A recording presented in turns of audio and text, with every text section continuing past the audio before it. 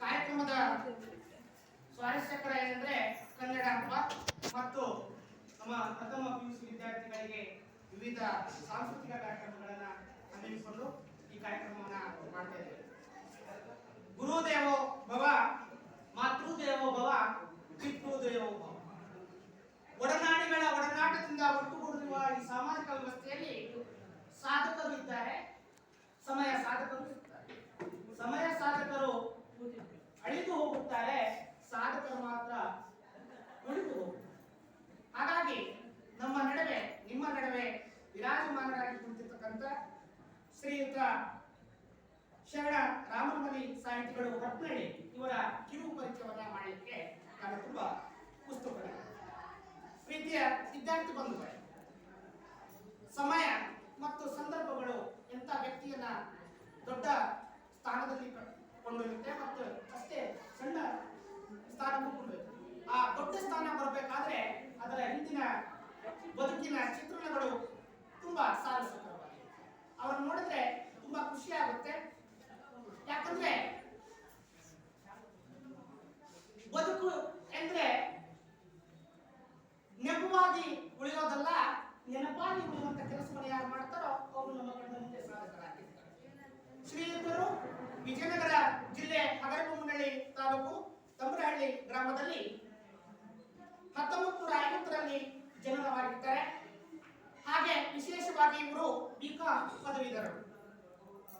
ತಮ್ಮರಹಳ್ಳಿಯಲ್ಲಿ 8 ವರ್ಷ ಪ್ರಾಥಮಿಕ ಶಾಲೆಯಲ್ಲಿ ಶಿಕ್ಷಕರಾಗಿ ಕೆಲಸ ನಿರ್ವಹಿಸಿ ಆನಂತರ ಬೀದರ್ ಜಿಲ್ಲೆಯ ಬಾಲ್ಕಿಯಲ್ಲಿ ಕೆಲಸವನ್ನು ನಿರ್ವಹಿಸಿ ಹರಪನಹಳ್ಳಿಯಲ್ಲಿ ಲೋಕೋಪಯೋಗಿ ಇಲಾಖೆಯಲ್ಲಿ ಪ್ರಥಮ ದರ್ಜೆ ಸಹಾಯಕನಾಗಿ ಕಾರ್ಯನಿರ್ವಹಿಸಿ 2008ರಲ್ಲಿ ನಿವೃತ್ತಿ ಹೊಂದಿ ಹರಪನಹಳ್ಳಿ ಹೊಂಗಳಿನಲ್ಲಿ ವಿಶ್ರಾಂತಿ ಜೀವನವನ್ನ ಸಾಗಿಸ್ತಾ ಇದ್ದಾರೆ.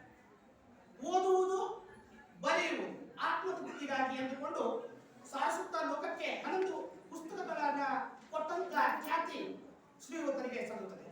ಸಾಹಿತ್ಯ, ಸಂಗೀತ ಹಾಗೂ ಹಲವಾರು ಸಾಮಾಜಿಕ ಕ್ಷೇತ್ರಗಳಲ್ಲಿ ತನ್ನದೇ ಆದ ಕೊಡುಗೆಯನ್ನು ಕೊಟ್ಟಿರ್ತಕ್ಕಂಥ ಶ್ರೀಯುತರು ಹರಪನಹಳ್ಳಿ ತಾಲೂಕಿನ ಸರ್ಕಾರಿ ನೌಕರರ ಸಂಘದ ಅಧ್ಯಕ್ಷತೆ 1998ರಿಂದ 2002ವರೆಗೆ ನಿರ್ವಹಿಸುತ್ತಾರೆ.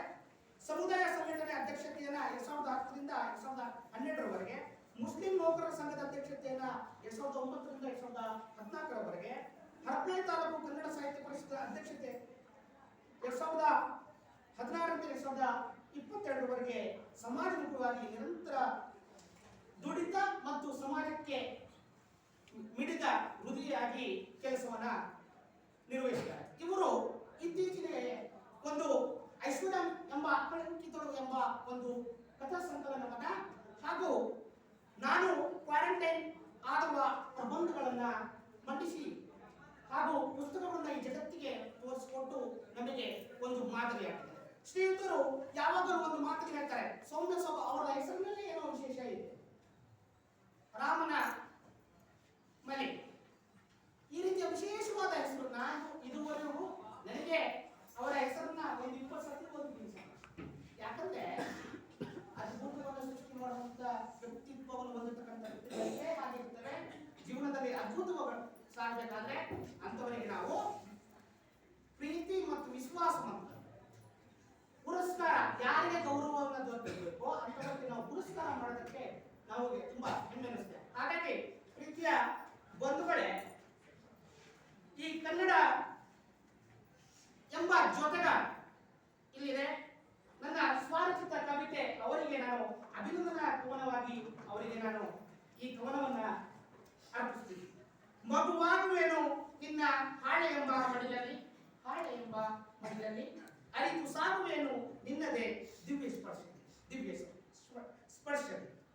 ಎಷ್ಟೋ ನೋವುಗಳು ಮರೆತಿರುವೆನು ನಿನ್ನ ಒಡನಾಡಿಯಾಗಿ, ಸದಾ ನಿಷ್ಠೆಯಿಂದ ಇರುವೆನು ಜೊತೆಗಾರ ಕನ್ನಡ, ಜೊತೆಗಾರ ಕನ್ನಡ, ಜೊತೆಗಾರ ಕನ್ನಡ. ಹೃದಯ ಸ್ಪರ್ಶ ತನದಿ ಕಣ್ಗೂಡಿಸುವ ಜ್ಞಾನದ ಒಡೆಯ, ಜ್ಞಾನದ ಒಡೆಯ. ಅಜ್ಞಾನವನ್ನು ಒಡೆದೋಡಿಸುವ ಸೀನುಡಿಯ ಸುವರ್ಣನಿತ, ಸುವರ್ಣನಿತ. ಕಲಿಕಾರ್ತಿಗೆ ದಿಕ್ಸೂಚಿ ಈ ಭಾಗ್ಯ ವಿಧಾತ ಕನ್ನಡ, ಕನ್ನಡ ಎಂಬ ಜೊತೆಗಾರ, ಈ ಕನ್ನಡ ಎಂಬ ಜೊತೆಗಾರ. ಮನದೊಳಗಿನ ಭಾವುಕತೆಯನ್ನು ಹೊರ ಹಚ್ಚುವ ಕಲೆಗಾರ, ಮನದೊಳಗಿನ ಭಾವುಕತೆಯನ್ನ ಹೊರನೆಚ್ಚುವ ಕಲೆಗಾರ. ಭಾವನೆಗಳ ಪ್ರತಿರೂಪವಾಗಿರುವ ಜ್ಞಾನಾಮೃತನಿಂದ ಜ್ಞಾನಾಮೃತ ನೀತ, ನಾವಿನ್ಯತೆಯ ಚಿಂತನೆಗಳನ್ನ ತರುವ ಪರಿಣಿತಿ ನೀತ, ಜೊತೆಗಾರ ಕನ್ನಡ, ಜೊತೆಗಾರ ಕನ್ನಡ. ಅಕ್ಷರ ರೂಪದಿರುವ ಮಾತುಗಾರ, ಭಾಷೆಯ ರೂಪದಿರುವ ಜಾದುಗಾರ, ಶ್ರದ್ಧೆ ಸಾನಿಗೆ ಒಲಿಯುವ ಕರುಣಾದಾತ, ಅನುಭವದ ಬದುಕಿಗೆ ನಿಜವಾದ ದೈವನೀತ, ಜೊತೆಗಾರ ಕನ್ನಡ, ಜೊತೆಗಾರ ಕನ್ನಡ, ಜೊತೆಗಾರ ಕನ್ನಡ. ಲೇಖನಿ ಕಟ್ಟುವಾಗಿ ಸಾಗಿದರೆ ಜಗದಲ್ಲಿ ಜ್ಞಾನ ಮಂದಿರ ರಥವಾಗಿ ಸಾಗುವ ಅಪರೂಪದ ಮಾಣಿಕ್ಯ ಈ ಚಾಣಕ್ಯ ಕನ್ನಡ. ನನ್ನ ಹಿರಿಮೆ ಗರಿಮೆ ಈ ಕನ್ನಡ ಎಂಬ ಜೊತೆಗಾರ, ಒಡನಾಡಿ ಬಂದು ಕನ್ನಡ ಎಂಬ ಜೊತೆಗಾರ. ಚಿಗುರು ಒಡೆಯಲಿ ಕನ್ನಡ ಎಂಬ ಪ್ರೀತಿ, ಚಿಗುರು ಒಡೆಯಲಿ ಕನ್ನಡ ಎಂಬ ಪ್ರೀತಿ, ಜಗದ ಮಕ್ಕಳಲ್ಲಿ ನೈಜವಾದ ಕರುನಾಡ ನೀತಿ, ಕರುನಾಡ ನೀತಿ. ಸ್ವಾಭಿಮಾನದ ಅಭಿಮಾನದ ಒಡೆಯಲಿಸಿದ ವೀರ ಕನ್ನಡ, ಕನ್ನಡಿಗರ ಪಾಲಿಗೆ ಎಂದೆಂದಿಗೂ ಶ್ರೀಗನ್ನಡ. ಹೃದಯ ವೈಶಾಲ್ಯತೆಯ ಈ ಕನ್ನಡ, ಶ್ರೀಗನ್ನಡ, ಶ್ರೀಗನ್ನಡ. ಧನ್ಯವಾದಗಳು. ಈಗ ನಮ್ಮ ಸಾಧಕರ ವೇದಿಕೆಯಲ್ಲಿ ಮುಂಭಾಗದಲ್ಲಿರ್ತಕ್ಕಂಥ ಶ್ರೀಯುತ ರಾಮನ್ ಸರ್ವರಿಗೆ ಎಲ್ಲ ನಮ್ಮ ಕಾಲೇಜಿನ ಪ್ರಾಂಶುಪಾಲರು ಹಾಗೂ ವಿಜೇಂದ್ರ ಪ್ರಸಾದ್ ಹಾಗೂ ನಮ್ಮ PU ಕಾಲೇಜಿನ ಪ್ರಾಂಶುಪಾಲರಾಗಿರ್ತಕ್ಕಂಥ ಶ್ರೀಯುತ